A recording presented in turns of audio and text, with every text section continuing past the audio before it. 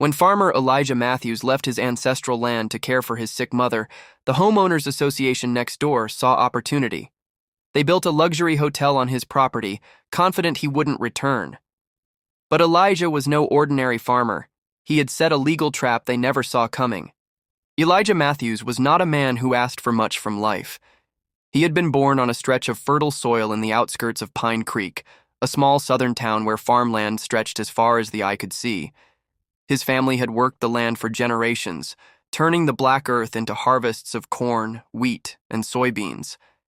Every inch of the property carried memory: sweat from his father, laughter from his mother, footsteps from siblings who had long since moved away. For Elijah, the land was not just dirt. It was his history, his inheritance, and his anchor in a world that often tried to uproot him.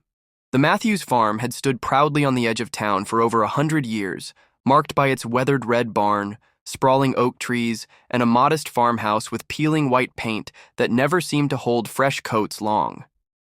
Elijah didn't mind the imperfections. He believed they gave the place character. What mattered most was that the land was his, passed down legally, and protected through generations of careful stewardship. But Pine Creek was changing. Over the past decade, developers and real estate investors had swarmed the town, drawn by its charm and proximity to the booming city nearby. The farmland that once defined the community was being bought up, subdivided, and transformed into cul-de-sacs with names like Whispering Pines Estates or Cedar Grove. The families who had once tilled the soil were either selling under pressure or being squeezed out through backdoor tactics. Elijah had seen it all, but he never thought it would reach him, until the Homeowners Association of Pine Ridge Estates started eyeing his land.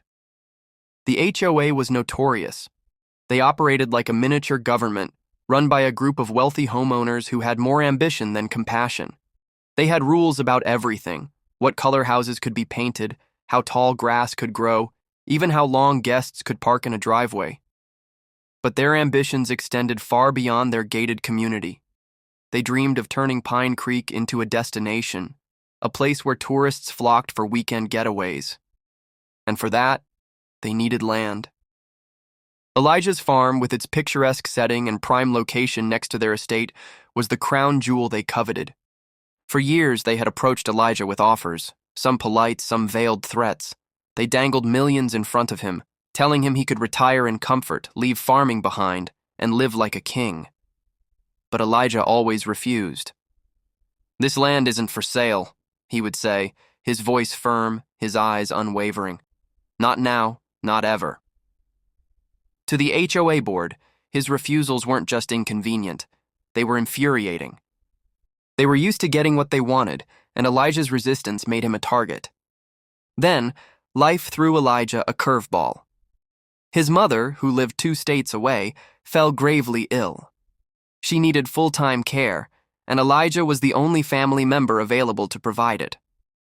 Without hesitation, he packed up and left Pine Creek, trusting that his farm would be safe during his absence. He had legal documents in place, his property lines well-defined, his ownership ironclad. What he didn't realize was that his departure gave the HOA the opening they had been waiting for. Within weeks of Elijah leaving town, the Pine Ridge HOA convened a secret meeting. Their president, a sharp-eyed woman named Margaret Whitmore, declared that the time had come to act. "He's gone," she told the board, her tone dripping with satisfaction.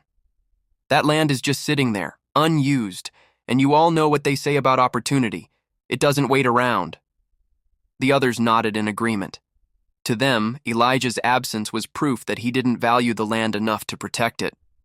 They convinced themselves that what they were about to do wasn't theft, but progress. The plan was audacious: build a luxury boutique hotel on Elijah's farmland. They had investors lined up, architects eager to draw blueprints, and contractors willing to work quickly and discreetly. By the time Elijah returned, the hotel would be completed, operational, and making money. Their lawyers assured them that by then, the courts would side with development over an absentee farmer. To the HOA, it was a done deal. Construction began quietly at first.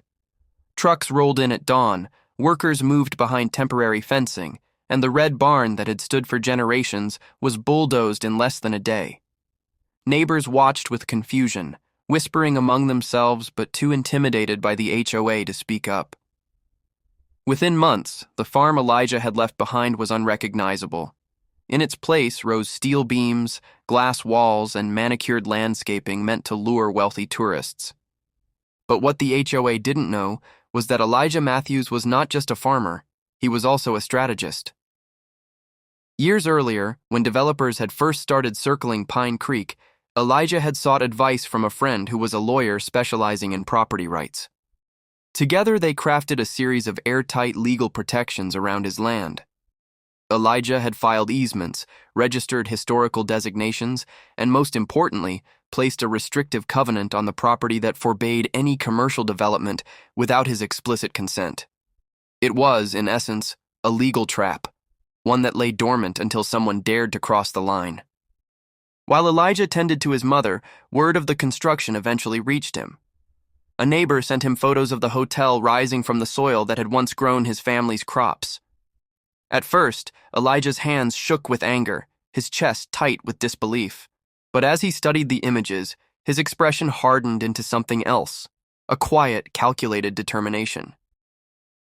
"They think they've outsmarted me," he muttered to himself, "but they just walked straight into my snare." Elijah didn't rush back immediately. Instead, he gathered his paperwork, consulted his lawyer, and built a case so meticulous that it left no room for argument. Every deed, every survey, every covenant was in order. The more his lawyer reviewed it, the more astonished she became. "Elijah," she said one evening, "you realize what this means, don't you? They've built an entire hotel on land they don't legally own, and because of the covenant, they can't even claim ignorance. This isn't just trespassing, it's fraud, theft, and breach of contract all rolled into one." Elijah only nodded. He had known it all along. He wasn't just going to reclaim his land, he was going to make the HOA pay for their arrogance. The news of Elijah's quiet return to Pine Creek spread slowly at first, like smoke from a distant fire. He didn't announce himself, didn't storm onto his farm demanding explanations. Instead, he moved with a patience that unsettled those who knew him well.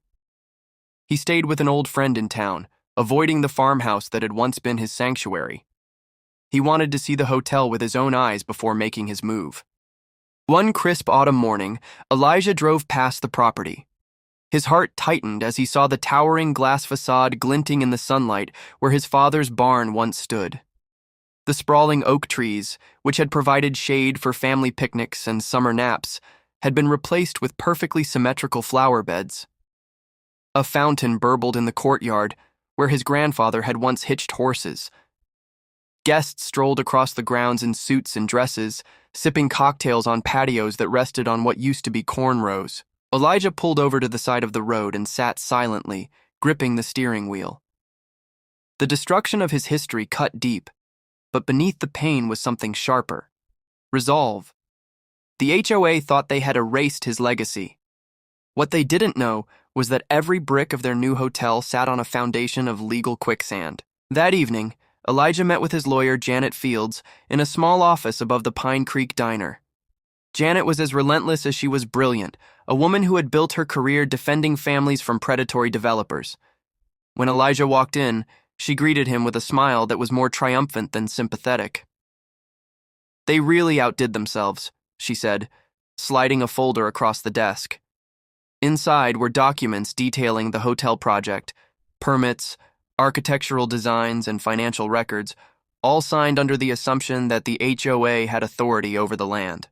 "They didn't even bother to check the covenant," Janet continued. "They bulldozed through every safeguard like it didn't exist. Elijah, this case is going to be bigger than anything I've ever handled." Elijah leaned back in his chair, his face unreadable. "I don't want just damages, Janet. I want them to feel what it's like to lose everything they thought they controlled. They humiliated me, disrespected my family's legacy. I'm not just asking for money, I'm asking for justice." Janet's eyes gleamed. "Then we'll give it to you." The first move was subtle. Elijah filed a quiet title action in court, essentially asking the judge to reaffirm his ownership of the land and void any claims made by the HOA or their investors. The court filing was sealed at first, keeping it out of the public eye. Meanwhile, Elijah gathered evidence: photographs of the hotel built without permission, testimonies from neighbors who had witnessed the construction, and expert appraisals of the historical significance of his land. But it wasn't enough to win in court. Elijah wanted the HOA to stew in uncertainty. He began visiting the property, walking the grounds as though he were a curious guest. His presence unsettled the staff, who whispered about the quiet man with piercing eyes who seemed to know the land too well. On one occasion, Margaret Whitmore, the HOA president and self-proclaimed mastermind of the project, spotted him near the fountain. She marched over, her high heels clacking against the stone. "Can I help you?" she demanded, her tone dripping with condescension. Elijah turned slowly, his calm demeanor unnerving her.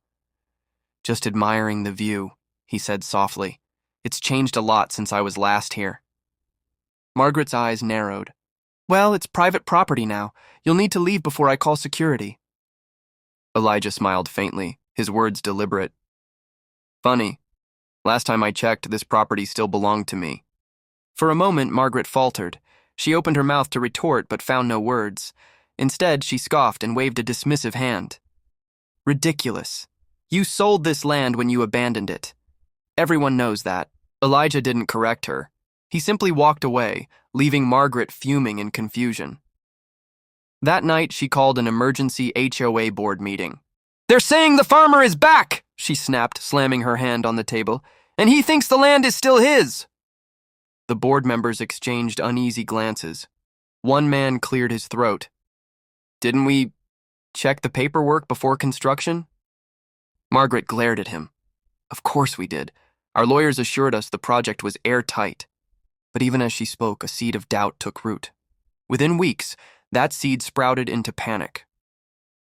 The HOA received notice of Elijah's quiet title lawsuit. The document was clear and devastating. Not only was the land still legally Elijah's, but the restrictive covenant he had placed forbade any commercial development without his written consent. The hotel, in the eyes of the law, was an illegal structure. The investors, upon learning this, erupted in fury. Millions had been poured into the project, money that now hung in limbo. "You told us you had clear rights to the land," one shouted during a heated board meeting. "Do you realize the liability we're facing?" Margaret tried to maintain control, insisting it was a technicality that could be resolved. But the walls were closing in. Reporters began sniffing around the story, intrigued by whispers of a hotel built on stolen farmland. Guests canceled reservations, unwilling to stay in a place mired in scandal. Through it all, Elijah remained composed. He attended court hearings in his worn boots and simple jacket, a stark contrast to the HOA's expensive suits. His quiet dignity won over the community, many of whom had silently resented the HOA's overreach for years. Neighbors who had once been too afraid to speak now came forward with stories about the night the barn was bulldozed, about the intimidation tactics used by board members, about the disregard for the Matthews family's history. During one particularly dramatic hearing, the judge turned to Margaret and asked, "Mrs. Whitmore, did you or your board ever seek the landowner's consent before beginning construction?" Margaret hesitated, her face pale. We believed the land was abandoned." The judge leaned forward. "Belief is not ownership.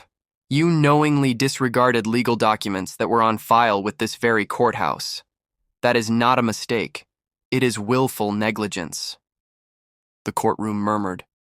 Margaret's composure cracked, her arrogance unraveling under the weight of her own lies. Meanwhile, Elijah's legal trap continued to tighten. Not only was the hotel deemed an illegal structure, but because of the covenant, it could not be sold, transferred, or even renovated without his approval. Investors realized they were sitting on a worthless asset, one that could only drain money. Lawsuits began piling up, not just Elijah's, but from the very people who had funded the project. Margaret and the HOA board found themselves drowning in legal battles. Their personal finances were exposed, their reputations shredded. Some board members resigned in disgrace, unable to face the backlash from their neighbors. Others doubled down, clinging to the delusion that they could salvage the project. But Elijah was not finished. With Janet's guidance, he filed for damages, massive damages. He sought compensation not only for the destruction of his family's barn and crops, but also for emotional distress, lost historical value, and punitive damages meant to punish the HOA's blatant disregard for the law. The figure was staggering, enough to bankrupt the entire HOA. When news of the lawsuit spread through Pine Creek, townspeople began rallying behind Elijah. For years, they had watched the HOA bully others, enforcing arbitrary rules and pushing families out. Now, they saw in Elijah a chance to strike back. Local businesses refused to cater events at the hotel. Contractors pulled out of maintenance contracts, and even some homeowners in Pine Ridge Estates publicly criticized their own board. Elijah, though, never gloated. He remained steady, his eyes always on the bigger picture. This wasn't about revenge. It was about restoring dignity, about proving that money and arrogance could never outweigh history, heritage, and rightful ownership. As Section 2 closed, the tension in Pine Creek reached its peak. The hotel stood gleaming but hollow, an empty monument to greed and hubris. The HOA was fractured, its leadership desperate and cornered. And Elijah, the quiet farmer they had underestimated, was poised to deliver the final blow. The trial that followed became the talk of the entire county. For weeks, Pine Creek buzzed with conversations about the farmer who had taken on the mighty Pine Ridge HOA. Courtrooms overflowed, with townspeople packing the benches to witness history unfold. What was once a local dispute had grown into a spectacle, a symbol of ordinary people standing up against unchecked greed.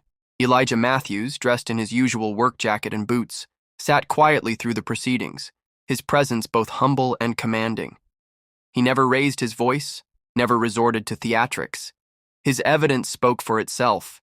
Deeds, covenants, historical records, photographs, testimonies from neighbors, and expert witnesses who confirmed the land's significance. On the other side, Margaret Whitmore and the dwindling members of her board looked increasingly worn and desperate. Their once polished confidence cracked under the scrutiny of cross-examinations. Each attempt to justify their actions only dug them deeper into a hole. When asked why they had ignored the covenant on file, Margaret stammered. When asked if Elijah had ever consented to the hotel, she faltered. The judge, a stern man with little patience for arrogance, made his disdain clear. "This court is not in the business of rewarding theft under the guise of progress," he declared during one heated exchange. "The documents are clear. Mr. Matthews is the lawful owner of this land, and your actions amount to a blatant violation of property rights."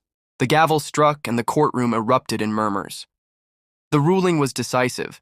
The hotel had been built illegally, and ownership of the land remained firmly with Elijah Matthews. But that was only the beginning. The court also ruled that the HOA and its investors were liable for damages, massive damages. Elijah's legal team had carefully calculated not only the financial loss from the destruction of his barn and farmland, but also punitive damages meant to punish the reckless disregard for the law. The final figure was staggering, so high that gasps echoed through the courtroom when it was read aloud. Margaret slumped in her seat, her face pale as paper.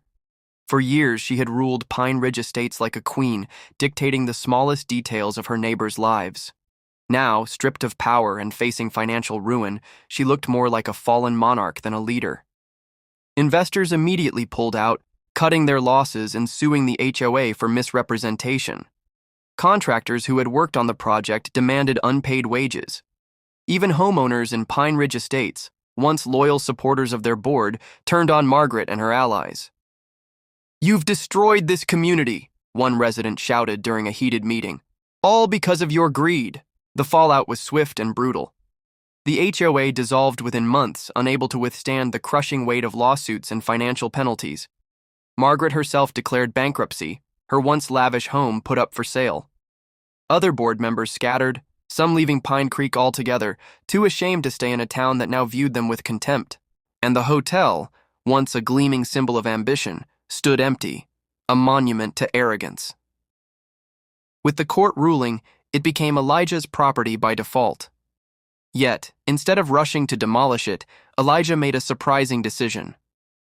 One crisp morning, standing before the towering structure, he spoke to a small crowd of townspeople and reporters. This building is proof of what happens when greed blinds people to what's right. They thought they could erase a family's history, that money gave them more power than the truth. But this land has always been, and will always be, mine. He paused, his eyes scanning the crowd. But I don't believe in destruction for the sake of revenge. This place will not remain a scar. I intend to repurpose it, for Pine Creek. The crowd murmured in surprise. Elijah explained his vision. The hotel would be converted into a community center and agricultural museum, a place where children could learn about farming, history, and the value of the land. Portions of it would serve as affordable housing for local families, and part of the grounds would be restored to farmland, worked by local youth programs. The idea spread like wildfire, inspiring excitement and support. Volunteers came forward, businesses donated supplies, and neighbors who had once been silenced by fear now found their voices again. In time, the once-tainted hotel became a thriving hub for the community, a testament to resilience, justice, and the power of standing firm against injustice. For Elijah, the transformation was bittersweet. He still mourned the loss of his barn, the oak trees, and the quiet simplicity of his farm. But he took solace in knowing that his land was not lost. It had simply evolved, carrying forward his family's legacy in a new form. His mother, though frail, lived long enough to hear the news of his victory.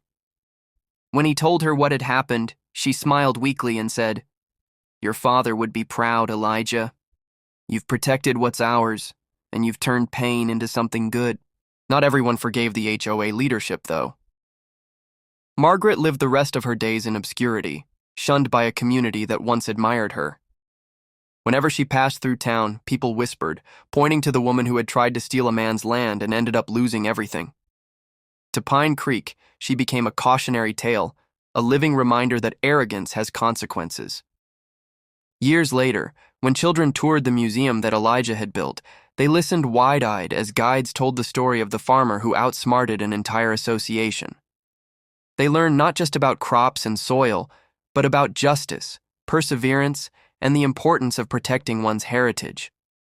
And every time Elijah walked the grounds, he felt the presence of his ancestors. The soil might have been disturbed, the landscape forever altered, but the spirit of the Matthews family remained rooted, unbroken, and triumphant.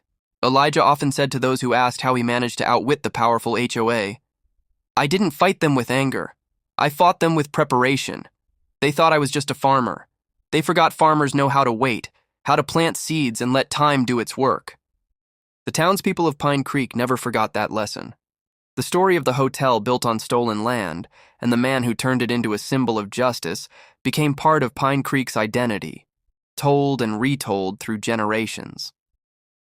And in the quiet moments, as Elijah looked out over the land he had saved, he knew that his trap had worked not just to reclaim his farm, but to remind the world that no one could steal dignity from a man who refused to surrender. In a world full of noise, we follow the quiet truth stories that reveal, awaken, and transform. If this story moved you, like, comment, and subscribe for more untold narratives that challenge perception and stir the soul. Hit the bell so you never miss when the compass points us to the next hidden truth. This is Hidden Compass Stories, where every story leads somewhere deeper.